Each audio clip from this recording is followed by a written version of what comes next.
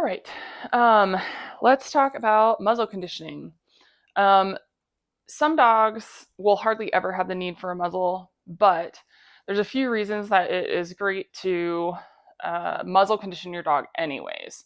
So anytime they're injured and they have to go to the vet, it's a very stressful time. Even if you have a dog that you think would never bite, they could definitely get snappy when they're injured or scared. So not a bad idea. Also, if you have some type of situation where they have an injury or surgery that they would normally have to wear a big cone, sometimes, not always, but sometimes if they're muzzle conditioned, you can do a muzzle instead, which is much more comfortable for them than the big cone. Um, Also, like a lot of people feel like they can't put their dog in the kennel with a big cone on, which you can use like the soft fabric cones instead. But nevertheless, if you have a situation where a muzzle serves the purpose, it keeps them away from whatever it is they're supposed to be leaving alone, then it is, if they're conditioned to it, much more comfortable than a cone. So, also, some dogs just pick up lots of stuff off the ground outside, eat things that they shouldn't, and a muzzle is an easy way to stop that. Obviously, you can also stop it through training a strict heel and not allowing them to sniff the ground and things like that. But a muzzle is also a simple way to do that. If you don't like people coming up to you in public, put a muzzle on your dog. They'll most likely keep their distance. Even though I don't want people thinking of muzzles that way and with like a negative connotation, it can benefit you if what you want is just space. Now, if you have a dog with a bite history or who has snapped or growled at people in defense of itself or for resource guarding, obviously those are things we work on in training as well. But your dog may still need a muzzle moving forward after training.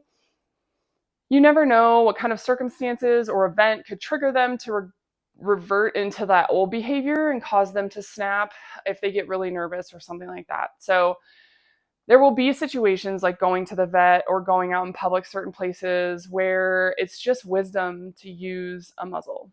So Sadie has never had a muzzle on, and so she's a great candidate for this morning. I just have a slip leash on her. And we're just going to talk about going through the stages. You do want to have something on your dog so that you can control their head.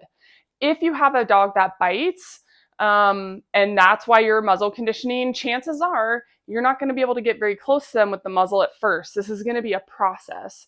Sadie, I have a feeling, is going to progress pretty quickly through the steps, which is part of the reason I'm using her for the video. But I'll also show you what do you do if you have a dog that's much more challenging in getting a muzzle on. So let's just talk about the basics first. This is a Baskerville muzzle, and I like these because they can eat, drink, breathe, pant in them. You can even feed them treats through the bottom there.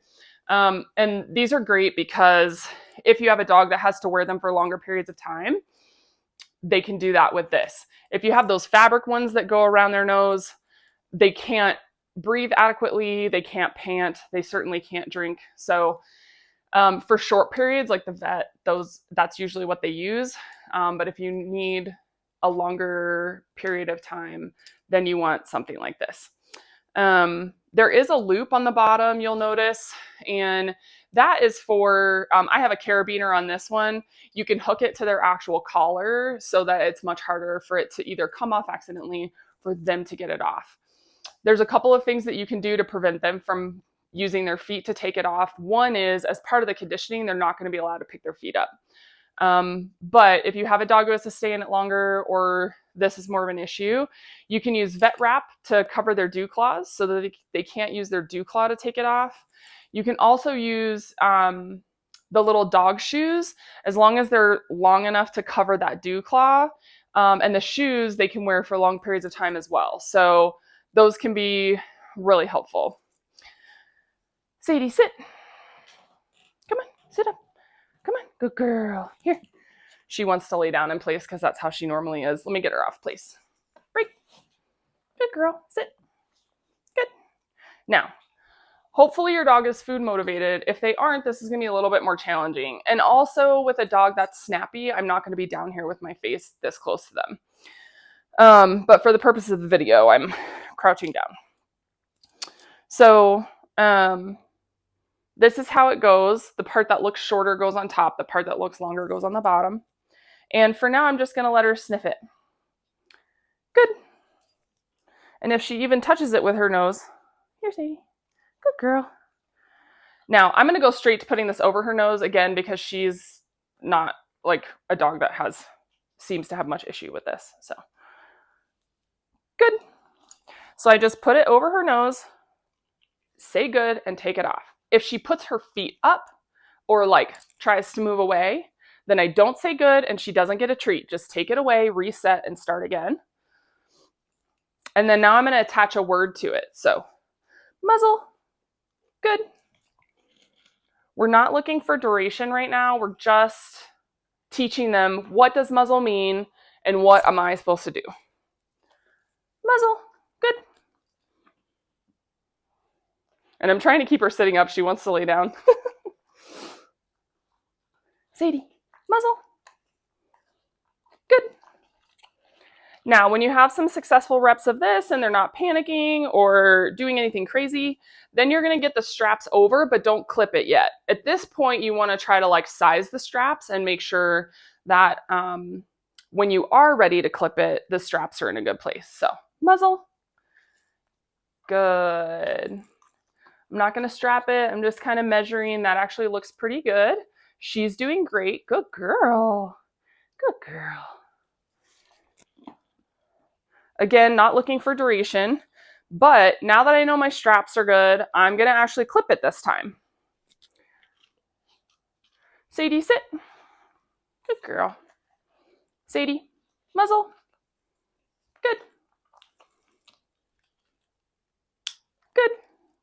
Again, no duration, just clip it, say good, unclip it, take it off. Good. Now, it may take you days and several repetitions to even start to put the straps. Like if you have a more nervy dog or a dog with an actual bite history, they're probably not going to be as compliant as Sadie. So just keep in mind that even though I'm doing this in one session with her, it's very unlikely that if you have a dog that actually needs a muzzle, that they will put it on willingly. So stick with it. Don't give up. If you're having trouble with a step, move back. And hopefully if the dog's food motivated, continue with the treats. If they're not food motivated, you can use a clicker as your marker. And then there's just not really a reward that follows it. Because if they won't take treats, there's not a whole lot. But you can attach the good to the clicker. And it's just a signal to them. You can also just use the word good, again, without being able to follow it up with anything necessarily. If this is the case with your dog, then like I would do 4 or 5 repetitions, give them a break. If there is something positive that you can do with them, like pets or something like that, like if they can take affection from you, then like put everything down, give them some love, and then put them back in a sit and go again. If you have a dog that's really, really fighting you, then what you're going to do is I would still have a slip lead on the dog. Sadie, here. Good girl. And then I would use a tie back to help you. So this is like attached to the hanging line in here. And you would want a prong collar and not just their flat buckle collar, because the prong collar is going to at least give them feedback when they pull. And then you want to control their head like this. So if they're giving you a really hard time, you've got the tie back, and then you've got control of their head with the slip lead. Good girl. Sadie's like, what are we doing? But this way, if you have a dog that's actually snapping at you, she can't get this far. So you just position yourself where she can't get to you, but you can also give extra space and extra tension with the slip lead if you need. And this process will be much slower. So it will just be like you barely get close to their face with this. It would just be like, oh, good. Like as soon as they even touch it with their nose, And don't let them chew on it or snap at it. That's a definite no. And I would give them like a leash pop at a minimum. And then you just let them touch it again. Good. And then you proceed on with the steps. As soon as you can get it on their nose, it's a quick good, take it away, give a treat. And then once you get to the straps around the head, you can start building duration. But again, if you have a really challenging dog, I would keep the duration very, very short in the beginning. And once you start putting the straps around, that's where you want to consider having something on their front feet, whether it's vet wrap to cover the dew claws or the shoes, so that they can't get it off once you start strapping it. And then if they are picking their feet up, again, no reward, no good marker, and they need like a leash pop, or if you're on remote collar, a remote collar correction. Don't let them continue with those behaviors. You have to stop that like in the beginning so that they understand that that is not an acceptable behavior. You definitely don't want that to become patterned. And most dogs, once they get used to it, have then no problem wearing it. And they'll learn to like drink out of their water bowl, take treats. If you feed kibble, they can eat their kibble through it. If you feed raw, I don't recommend feeding in it. If you do, I would have more than one so you can switch them out and wash them, because that would get pretty gross. But muzzles can be a great tool. For some dogs, they're going to be used very rarely, and for other dogs, they may have to spend significant time in them, especially during active training and following like a board and train or something like that. When they're sort of reintegrating into their home environment, they're just going to be very stressed out. So you have to expect that dogs who have bitten before or snapped before when under stress are going to do that if they're really pushed. So always just have that in the back of your mind if you're an owner of a dog that has had to deal with those behaviors. But you can get to a point where you hardly ever or never see that behavior again, even when they're under stress. Because once they go through training and they have a lot of reinforcement of that, once they go home, they've reintegrated into being home, and you'll start to see in their body language, in their overall behavior, that it's just very unlikely that you're going to have that problem. But again, you have to just use common sense and wisdom. If you're going to the vet, that's a stressful thing. Just put the muzzle back on the dog for the vet and then take it off when you get home, whatever the situation. If you have visitors over, lots of little kids, something like that, put the muzzle on or put your dog in the kennel so that you're not taking any unnecessary risks. And the muzzle can be just a great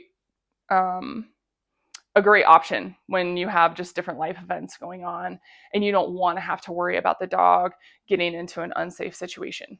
So that's it for muzzle training.